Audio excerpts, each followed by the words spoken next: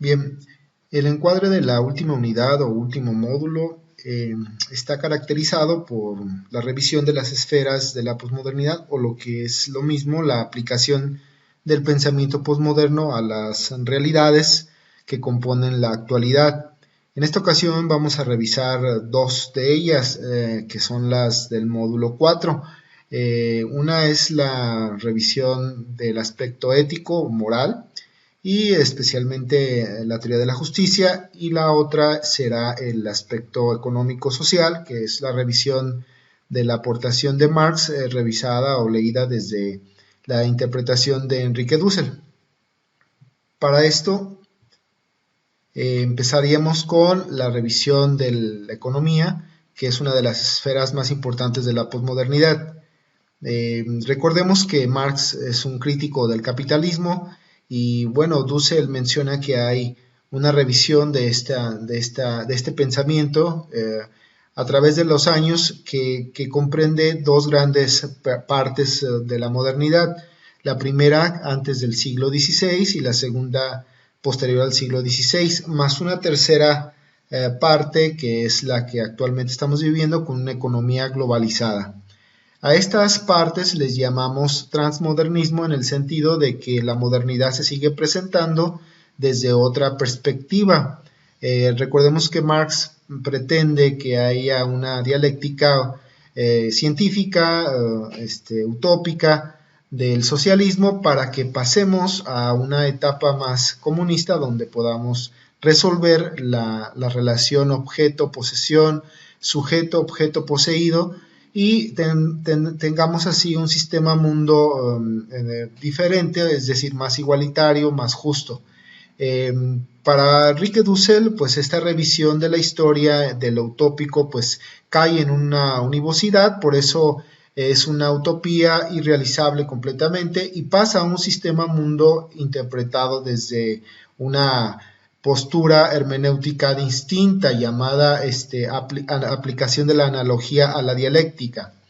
Esta teoría de la analéctica pretende trastocar estos puntos donde la univocidad no permite el contacto sobre la historia y sobre la economía para poder conciliar hasta cierta forma un replanteamiento de la renovación de las clases sociales, de la lucha de clases, y así poder entrar en una nueva utopía social o comunitaria y podamos vencer un poco el aspecto pesado de la economía capitalista, que ha sido una objetivación del sujeto a tal grado de que es una mercancía, un objeto de valor. Y bueno, este es un planteamiento que hace Enrique Dussel en una lectura de Marx y que viene a expresar muy bien cómo una de las esferas de la posmodernidad, que es la economía, sigue estando sin salida, es decir, sigue siendo un problema sin solución y al mismo tiempo presenta una propuesta de cómo podría resolverse o interpretarse una solución hacia una nueva realidad. Y bueno, precisamente este es uno de los aspectos importantes del posmodernismo. El otro aspecto es sobre la ética y la moral, que es lo que vimos sobre MacIntyre, que es una justicia inclinada a un comunitarismo entendido desde las virtudes, como lo explica Aristóteles y como lo explica la tradición aristotélico-tomista.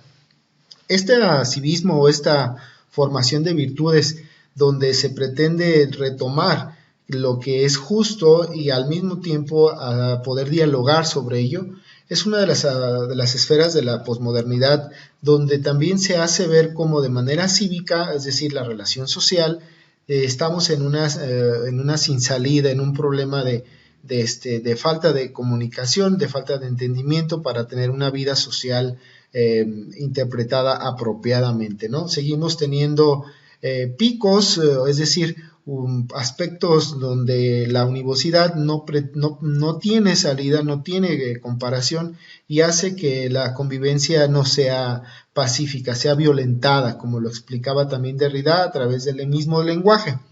Entonces, MacIntyre, recordemos, él hace lo mismo que otros pensadores postmodernos, donde manifiesta que la pragmática científica que llevamos sobre la ética nos sigue llevando a un relativismo científico que genera el devenir de la historia.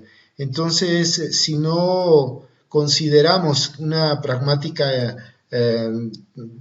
diferente respecto a la moral, no podríamos salir a una nueva realidad, ¿no?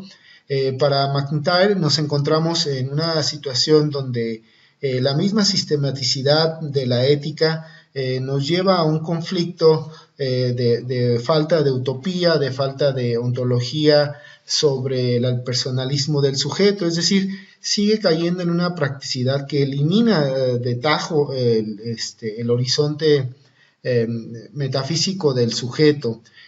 ¿Por qué este pragmatismo? Porque no se podría sistematizar la ética si no se recurren a estas estructuras axiomáticas, lógico-explicativas.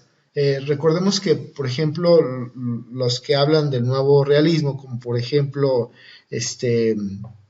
Hillux o Bichot o Primero Rivas, ellos retoman otra salida, otro camino que tiene que ver más con la simbología, con la lingüística, con la semiótica.